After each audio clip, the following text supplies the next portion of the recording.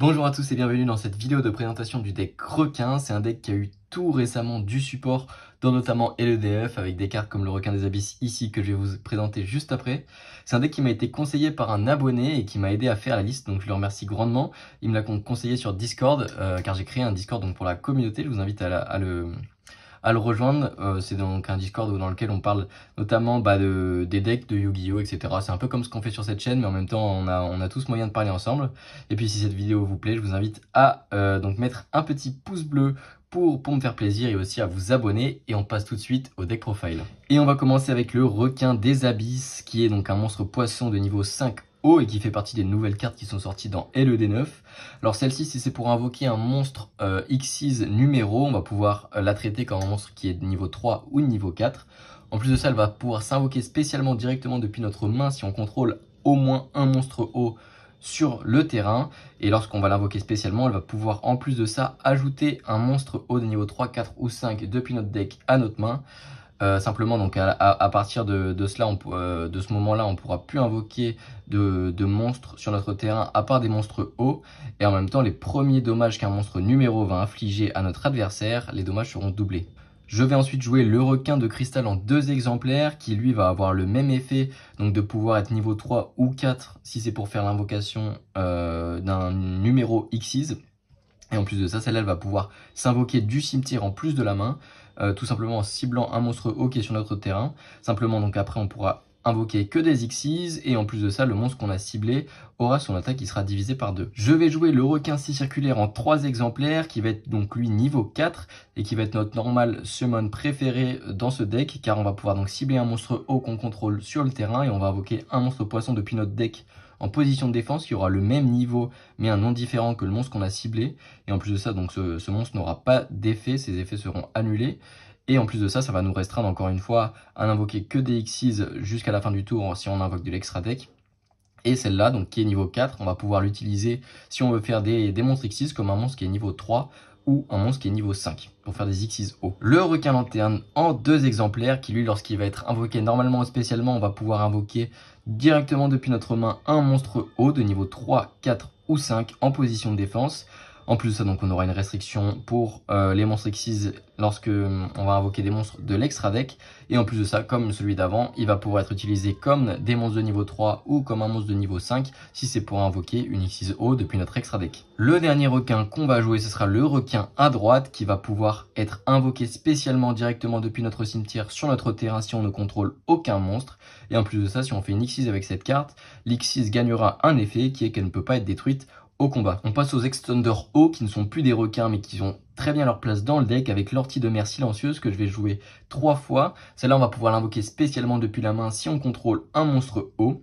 Et en plus de ça, donc si elle est dans notre cimetière, on va pouvoir la bannir et cibler 3 monstres hauts dans notre cimetière et les remélanger dans notre deck. Je vais jouer le poisson pêcheur silencieux en 3 exemplaires aussi et qu'on va pouvoir invoquer spécialement depuis la main si on contrôle un monstre haut encore une fois. Par contre, celle-là, elle a un autre effet qui est restrictif, qui est qu'on ne peut pas invoquer spécialement ce monstre depuis notre main après la résolution de cet effet. Donc lui, c'est le dernier qu'on va vouloir invoquer de notre main. Je vais jouer la Remora X6 en un exemplaire qu'on va pouvoir invoquer spécialement en détachant 2 matériels de monstres X6 qui sont présents sur notre terrain. Et lorsqu'elle sera invoquée spécialement, on va pouvoir réinvoquer spécialement 2 monstres poissons de niveau 4 depuis notre cimetière sur notre terrain. À noter aussi qu'ils ne pourront être utilisés que pour des monstres X6 hauts de niveau 4. Et les 3 dernières cartes monstres que je vais jouer, c'est l'ogre fantôme et lapin des neiges, donc qui est un end-trap et donc qui peut être substitué par n'importe quel autre end-trap que vous préférez. J'ai fait d'ailleurs une vidéo sur les end-trap et d'ailleurs j'ai fait toute une série de vidéos sur les staples, donc end-trap magique piège, ça ne sera pas les seuls staples qu'on verra dans ce deck. Donc je vous invite à aller regarder les vidéos que j'ai fait sur le sujet et puis après à choisir celle que vous préférez. Pour les cartes magie, je vais jouer 3 miroirs blancs. On va cibler un monstre poisson de niveau 4 de notre cimetière. On va l'invoquer spécialement sur notre terrain. Et en plus de ça, on va ajouter un monstre qui a le même nom depuis notre deck à notre main. Je vais jouer la fureur de Kairoshin en 3 exemplaires. Alors quand cette carte va être activée, on va pouvoir ajouter un hommage torrentiel depuis notre deck à notre main. Donc c'est la carte piège qui va permettre de détruire tous les monstres sur le terrain lorsqu'un monstre va être invoqué.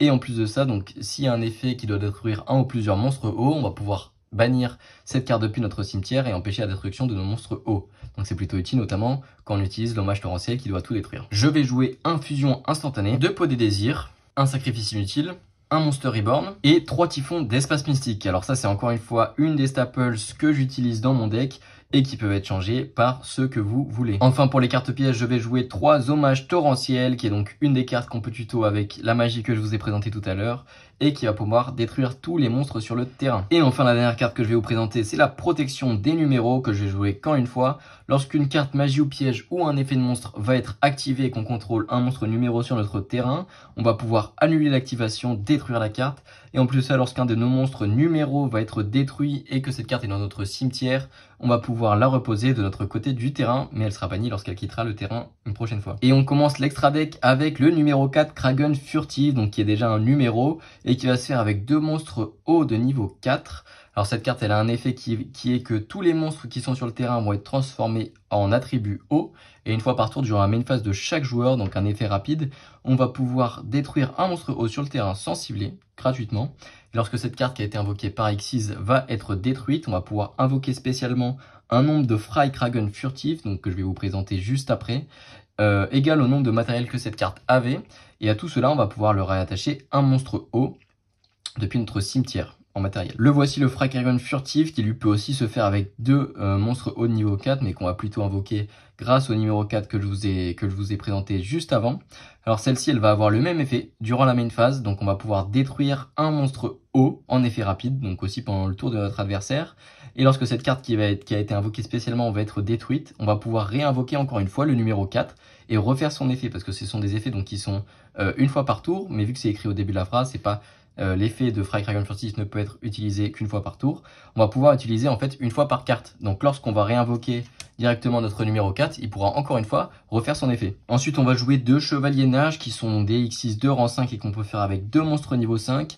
Elle n'est pas destructible au combat lorsqu'on contrôle un autre monstre numéro. Et en plus de ça, donc durant la main phase en effet rapide, on va pouvoir détacher 2 matériels de cette carte. On va attacher un monstre X6 qui a un numéro entre 101 et 107 depuis notre extra deck, et si on le veut aussi, on pourra aussi attacher un monstre qui est sur notre terrain.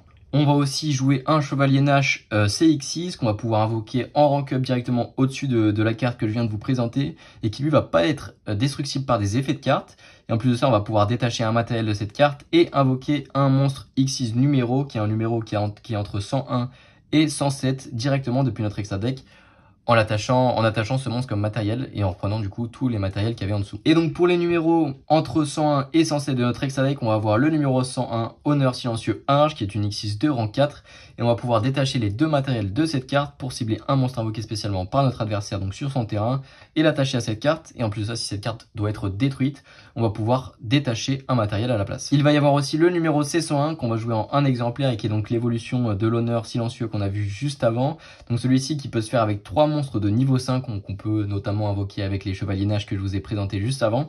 Cette carte, une fois par tour, va pouvoir cibler une carte invoquée spécialement de notre adversaire et on va encore une fois l'attacher à cette carte comme matériel.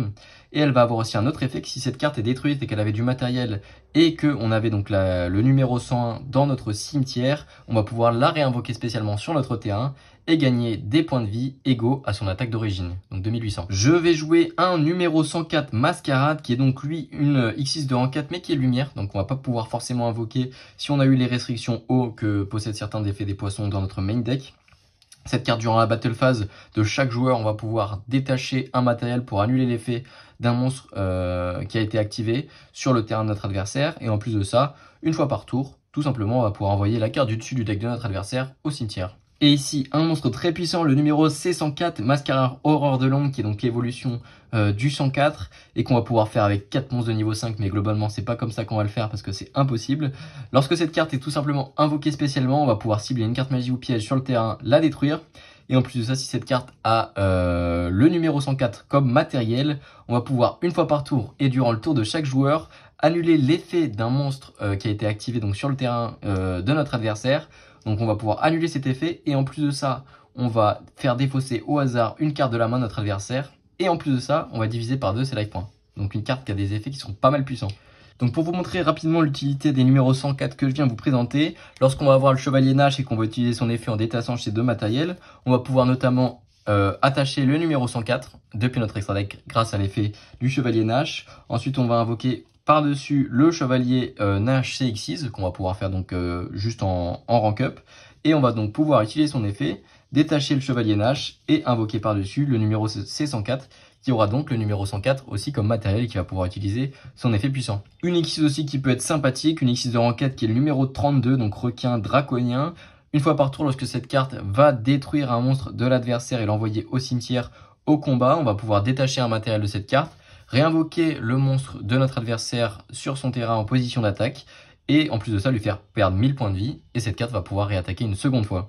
Donc pour mettre des dégâts. Une X64 qu'on n'a plus besoin de présenter, c'est le Résident des Abysses qui est de l'attribut eau, donc qui va pouvoir être protégé de la destruction par notre carte magie qui tuto donc l'hommage torrentiel. Elle a un effet qu'on peut oublier tout simplement lorsqu'on le joue de manière normale et dans la plupart des decks, car c'est une X64 qui est générique, c'est que lorsque cette carte a un monstre haut d'attaché, tous les monstres hauts vont gagner 500 d'attaque sur le terrain, donc ça peut être plutôt utile. Et en plus de ça, elle a l'effet donc qui est connu, en effet rapide, on peut détacher un matériel de cette carte et notre adversaire ne pourra pas activer des effets de carte depuis son cimetière. Et la dernière carte de mon extra deck, c'est le poisson rare, donc qui est tout simplement une carte qu'on va invoquer avec fusion instantanée. Donc fusion instantanée qu'on utilise en tant qu'extender et qui peut invoquer donc ce monstre niveau 4 qui pourra nous permettre de faire des Xyz. J'espère sincèrement que ce deck profile vous a plu et puis si c'est le cas, je vous invite à vous abonner et moi je vous dis à bientôt pour une prochaine vidéo.